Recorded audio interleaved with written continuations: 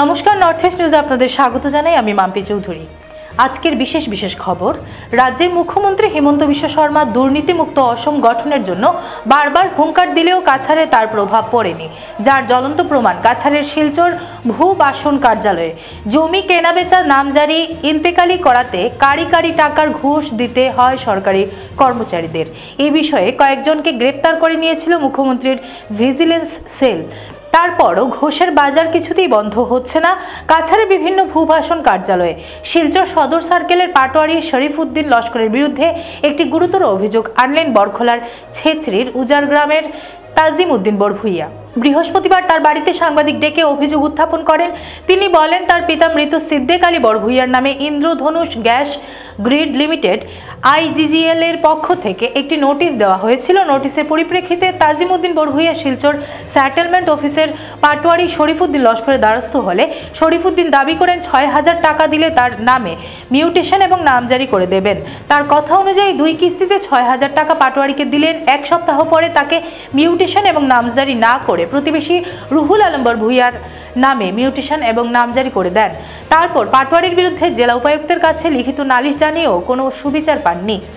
তাজিম উদ্দিন বরভুইয়া আফসোসের সহিত বলেন, তার বাবার জমি কিসের উপর ভিত্তি করে পাটোয়ারি শরীফউদ্দিন লস্কর প্রতিবেশী রুহুল আলম বরভুইয়ার নামে পাইপলাইনের টাকা পাওয়ার সুবিধা করে দিয়েছেন। বিষয়টি নিয়ে রাজ্যের মুখ্যমন্ত্রী, জেলা কমিশনার ও ভূবাসন কার্যালয়ের পদস্থ আধিকারিকদের কাছে ন্যায় বিচারের দাবি এবং পাটোয়ারি শরীফউদ্দিনের বিরুদ্ধে আইনি ব্যবস্থা গ্রহণ করার অনুরোধ জানান। নর্থ ইস্ট নিউজের প্রতিনিধি রাজু দের প্রতিবেদন। মানে আমার জমিনের দলিল এবং জমানবন্দি দেখি আমার 7 বিঘা 12 কাঠা জমিন আমার এই জায়গার মাঝে আমার কইসুন তাই হওয়ার বাদে আমার তো তাই আমার 4 দাদার অংশ 25 কাঠা করে এখন দাদার অংশ পড়ছে তাই আমার কইয়া ও 25 কাঠা আমার দেখাই দিয়া তাই গেছুন গে।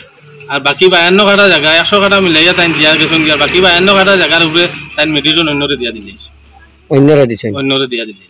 তখন তোমার দাবি কিটা? আমার দাবি হলো আমার বাকি 52 কাঠা জায়গার দলিল আমার কাছে আছে, আপনারা দেখতে পারবা। ও যেমন আমার কাছে আমার বাকি 52 কাঠার দলিল। দাগ নম্বর কত? দাগ নম্বর হইল 187 নম্বর কাঠা 70 দাগ আমার দলিল আমার হাতে আছে। ও দলিলের জমিনটা তাই আমার না দিয়া তাই অন্যরে দিয়া মেডিসনটা দিয়া টাকা উকা। আপনি কিটা মনে করেন এখানে আপনার জমিনতে তাইন যে অন্যরে যে ব্যবস্থা করেছেন এই ব্যাপারে কিটা মনে করেন? এই ব্যাপারে নিশ্চয়ই একটা চক্রান্ত আছে।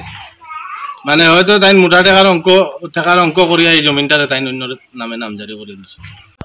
জামাইয়ের জমিন আর ফাটর আইলা আইলা আমরা মাতি করার লাগি আমার ফুয়াও মাতিল করি ফুয়ারও খুদাইলো বাজাইলো বলে এই তুমি একটু মাতিস না আইসই ন বেল যেতে সময় মাফাত লাগছন এই সময় কাছে ফিরে আইনো মাতামাতি করিস না তুই তোর উঠাইলি মেল কোয়া লোকেও আরো পাঠিয়ে আসলা হোক কইসুন হারা সারাও আসলা। তোমার ওলা কইছিল? ও আমরা সব আসলাম তো তো তোকে কইছে উঠাইয়া নিম কি তোরে বেশ মাতিস না এখন ওলা না ওলা আমরা জায়গা তো ওলা উঠাই নেওয়া মানে কইছে উঠাইয়া নিম গিয়া লোকে আর একজন আসলা। ও কইছে বেশ মাতামাতি কইছে এলকু উঠাইলি দিম গিয়া উঠাই কানুন তো ও তো নিবগে বলে হে কানুন তো কিতা কইতা ধর দেখাইছে দেখা কথা সাইন দে দিবার হইলে আর ইনো ফিরে আর মাতামাতি করে সাইন কিয়ত লইছেন?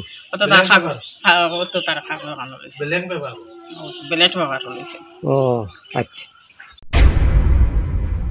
প্রাক্তন পৌর কমিশনারের কাছাড় জেলা উপায়ুক্তের কাছে আবেদন। NS এভিনিউ ন্যাশনাল হাইওয়ে সংযোগস্থলে যানজট সমস্যা নিয়ে শিলচর পৌরসভার অন্তর্ভুক্ত 18 নম্বর ওয়ার্ডের প্রাক্তন কমিশনার অসীম দাস NS এভিনিউ এবং ন্যাশনাল হাইওয়ের লঙ্গাইখালের কাছাকাছি ত্রিমুখী সংযোগস্থলে ক্রমবর্ধমান যানজট পরিস্থিতি নিয়ে গভীর উদ্বেগ প্রকাশ করেছেন। কাছাড় জেলা উপায়ুক্তের উদ্দেশ্যে লেখা এক চিঠিতে অসীম দাস সংযোগস্থলে নির্মিত কালভার্টের কাজের বাধার কারণে সৃষ্টি হওয়া বিঘ্ন সম্পর্কে উল্লেখ করেন, যা যান চলাচলকে মারাত্মক প্রভাব ফেলেছে এবং যাত্রী ও স্থানীয় বাসিন্দাদের জন্য অসুবিধার কারণ হয়েছে।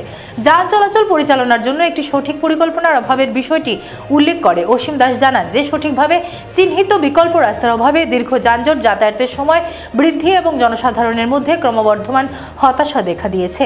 তিনি সমস্যাটি দ্রুত সমাধানের জন্য কর্তৃপক্ষের প্রতি আহ্বান জানান যাতে মানুষের দুর্ভোগ লাঘব হয়। নর্থ ইস্ট নিউজের বরাকভ্যালি ইনচার্জ সুরজিৎ চক্রবর্তীর প্রতিবেদন।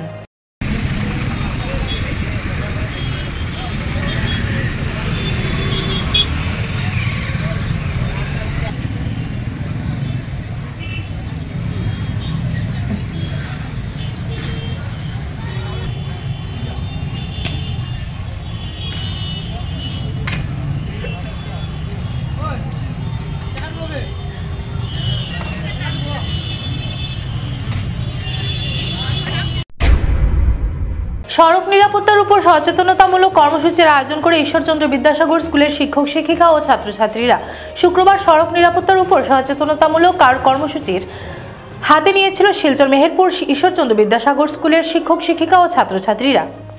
এদিন এই উপলক্ষে স্কুল থেকে এক সচেতনতামূলক র্যালি বের করা হয়। যানবাহন চালকদের সড়ক নিরাপত্তার বিধি সম্পর্কে সচেতন করতে চেষ্টা করেন তারা। ছাত্রছাত্রীরা রাস্তার পাশে দাঁড়িয়ে যানবাহন থামিয়ে চালকদের নিয়ম মেনে চলা, সাইনবোর্ড ও সিগন্যাল মেনে চলা, গাড়ি চালানোর সময় মোবাইল ফোন ব্যবহার না করা, গতিসীমা বজায় রাখার আহ্বান জানান। এছাড়া সড়ক নিরাপত্তা সচেতনতা অভিযানের উপর নাটক পরিবেশন করেন স্কুলের ছাত্রছাত্রীরা। নর্থ ইস্ট নিউজের প্রতিনিধি হিফজুর রহমান বড়ভূইয়ার প্রতিবেদন। ঈশ্বরচন্দ্র বিদ্যাসাগর মেমোরিয়াল স্কুলের প্রথম মোটোই হলো জীবন দান করা। আমরা এটাই সবসময় বাচ্চাদেরকে অ্যাওয়ার করে থাকি যে জীবন যদি বেঁচে থাকে তাহলে আমরা সব ফিল্ডে জয় করতে পারবো। তার জন্য জীবন বাঁচাতে হলে সর্বপ্রথম আমাদের সেই সেফটি দিকটা দেখতে হবে। তো সেফটি দিকটা যদি আমাদের দেখতে হয় তবে আমাদের রোড সেফটিটা সবচেয়ে বেশি ইম্পর্টেন্ট হয়। কিভাবে আমরা গাড়ি চালাবো, কোন সাইডে আমরা চলবো, রাস্তার কোন পাশে আমরা দাঁড়াবো, কিভাবে চলবো, সেইগুলো জিনিস আমরা সর্বপ্রথম বাচ্চাদেরকে অ্যাওয়ার করে থাকি। সেই অ্যাওয়ারনেসটা বাচ্চাদের মধ্যে যদি ছোটোর থেকে দেওয়া হয় তাহলে আমরা বিশ্বাস করি বাচ্চারা যখন পূর্ণবয়স্ক হবে তখন ওরা যখন নিজের ভেহিকেলস নিয়ে যখন চলাফেরা করবে তখন ওরা রোড সেফটির ব্যাপারে ওদের অ্যাওয়ারনেসটা ব্যাক অফ মাইন্ড ওদেরকে পিক করবে।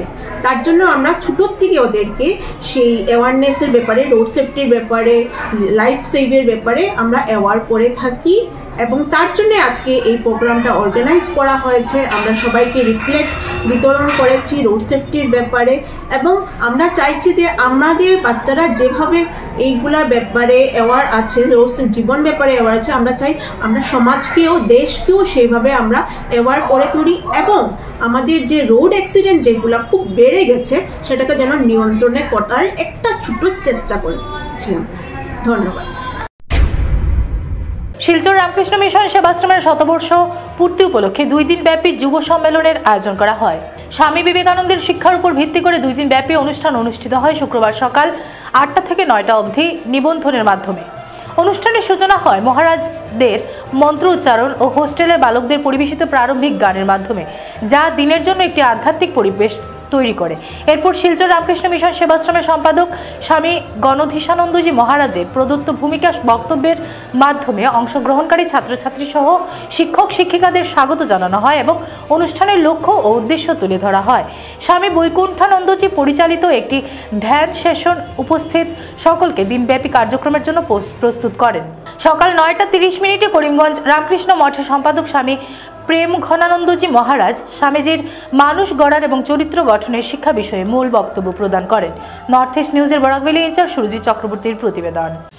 We must have life building, man making, character building, character making assimilation of ideas. If you have assimilated 5 ideas and made them your life and character, you have more education than any man who has got by heart a whole library. If education is identical with information, libraries are the greatest sages of the world and encyclopedia are the greatest riches. It is really very satisfying to all of us to see our policymakers imbibing Swami Vivekananda's ideas. Well, today my topic of discussion is man-making and character-building teachings of Swami Vivekananda.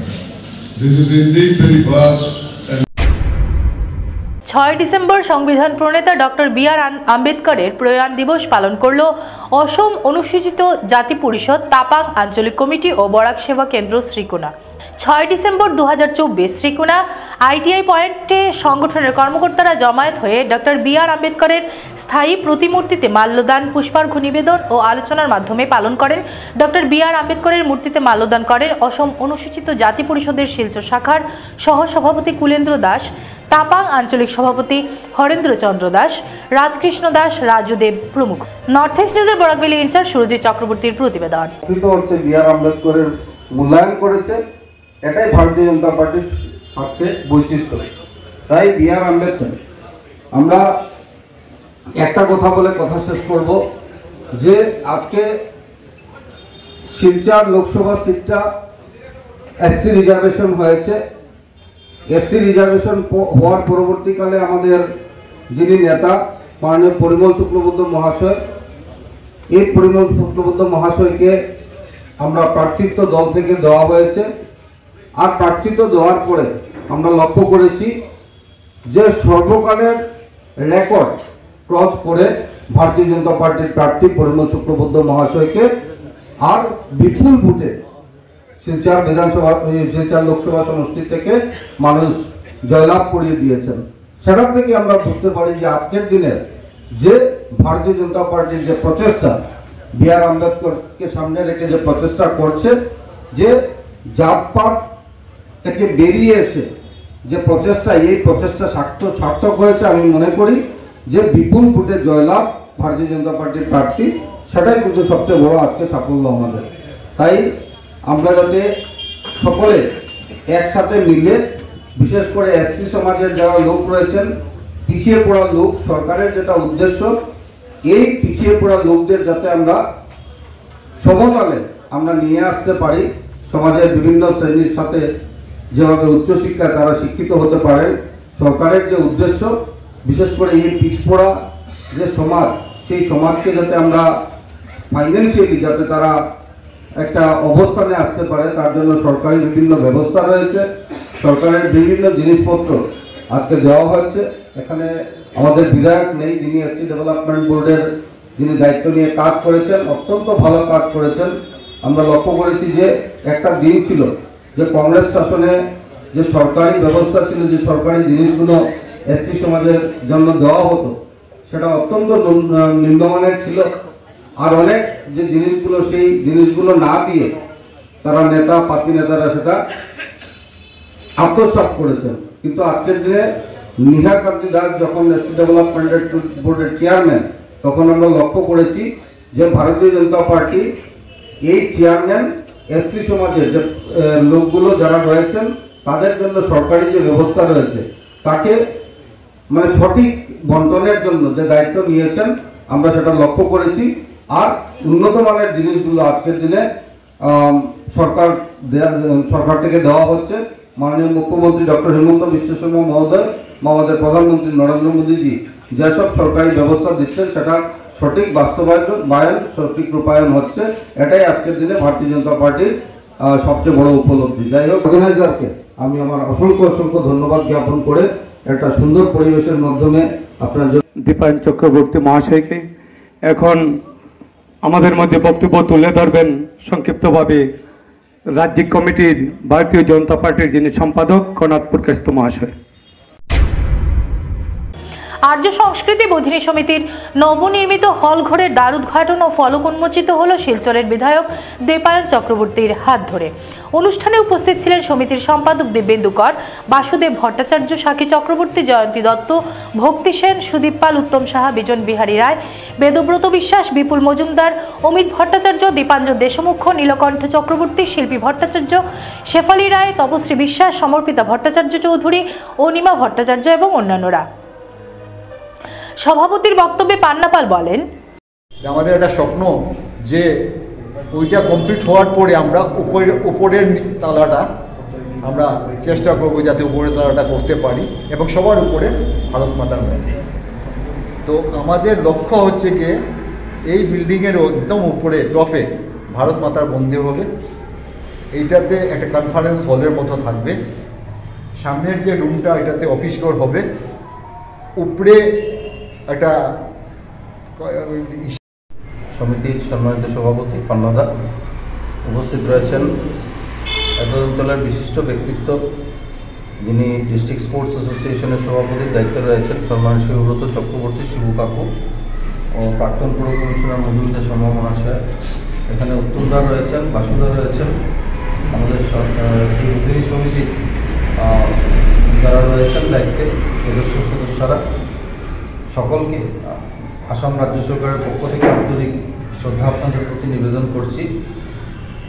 মূলত এই বিল্ডিংয়ের যে ইনগরেশন এই ইনগরেশনে আপনারা সবাই একসাথে রয়েছেন, এটা দেখে অত্যন্ত আনন্দ লাগছে। ইচ্ছা ছিল যে বিকেলে করার, টনি আমাকে একটা মেসেজ করেছিল, কিন্তু এখন যেভাবে কাজ, তো সময় দেওয়াটা অত্যন্ত কঠিন হয়ে গেছে, সব দিকে সময় দিতে হচ্ছে। তার জন্য ভালো করে হয়তো আজকের দিনে আমরা সবাই মিলে আগামী দিনের যে প্ল্যান নিয়ে হয়তো আলোচনা করতে পারবো না, কিন্তু আমি আশা রাখছি যে আগামী দিনের প্ল্যান সম্বন্ধে যে সংস্থা সমাজের জন্য কাজ করে যাচ্ছে এই প্ল্যান সম্বন্ধে আটকাবে না। আর্য সংস্কৃতি বিজ্ঞানী সমিতি একটা ব্যতিক্রমী সংস্থা, আমরা অনেকেই ক্লাব, এনজিও ইত্যাদি করে থাকি, সবাই দায়িত্ব নিয়ে করছি, কিন্তু একটা ব্যতিক্রমী বললাম তার জন্যই যে ভারতবর্ষ স্বাধীনতার পরবর্তীকালে আমরা লক্ষ্য করেছি যে এই ভারতবর্ষে আমি হিন্দু বলতে অনেকের লজ্জাবোধ হতো, আমি হিন্দু বলতে অনেকের ভয় হতো। সেখানে দাঁড়িয়ে আর্য সংস্কৃতি বোধিনী সমিতি কিন্তু এই হিন্দুত্বের কাজ করে গেছে। আর হিন্দুত্ব আমি মনে করি হিন্দু একটা শুধু কোনো জাতির নাম না, হিন্দু একটা সংস্কৃতির নাম। আর এই সংস্কৃতিকে আমরা যদি বাঁচিয়ে রাখতে পারি তাহলে ভারতবর্ষ বাঁচবে, আর ভারতবর্ষ বাঁচলে গোটা বিশ্ব বাঁচবে। এই মন্ত্র নিয়ে নরেন্দ্র মোদীজি কাজ করে যাচ্ছেন। তার কাজ আর্য সংস্কৃতি বোধিনী সমিতি দীর্ঘ বছর থেকেই করে যাচ্ছে। বন্দে মাতরম যে পূজাটা, আর আমরা লক্ষ্য করি যে আজকের দিনে আমাদের মধ্যে নেই গৌতম দা বা গৌড়া কাকু। যখনই আমরা ফোন রিসিভ করতাম তখন আমরা স্বাভাবিকভাবে হ্যালো বলি, তো এখানে দাঁড়িয়ে কিন্তু তারা বন্দে মাতরম বলতেন। তো এই যে বন্দে মাতরম শুনে কিন্তু আমরা বড় হয়েছি। আর এই কাজ করে যাওয়া অত্যন্ত কঠিন কাজ, যে কাজটা করে যাচ্ছেন তারা, যার জন্য আমি ব্যতিক্রমী একটা সংস্থা বললাম। আর এই সংস্থার দায়িত্ব শুধু আমার না, আমি মনে করি গোটা সমাজের কাজ এই সংস্থার পাশে দাঁড়ানো। এই সংস্থার যে চিন্তাধারা, এই চিন্তাধারাকে এগিয়ে নিয়ে যাওয়ার জন্য শুধু এই সংস্থার এই কজন সদস্য না, সকলের দায়িত্ব রয়েছে। এই দায়িত্ব নিয়ে যদি আমরা এই কাজকে করতে পারি তাহলে আমার মনে হয় যে আজকের দিনে যে সপ্তাহিকা ভারত মাতা। নর্থ ইস্ট নিউজের প্রতিনিধি অমল ঋষির প্রতিবেদন। আজকের সংবাদ এ পর্যন্তই। ধন্যবাদ। ভারতের উত্তর পূর্বাঞ্চলের পাশাপাশি অন্যান্য স্থানের খবর দ্রুত পাওয়ার জন্য দেখতে থাকুন নর্থ ইস্ট নিউজ। ধন্যবাদ।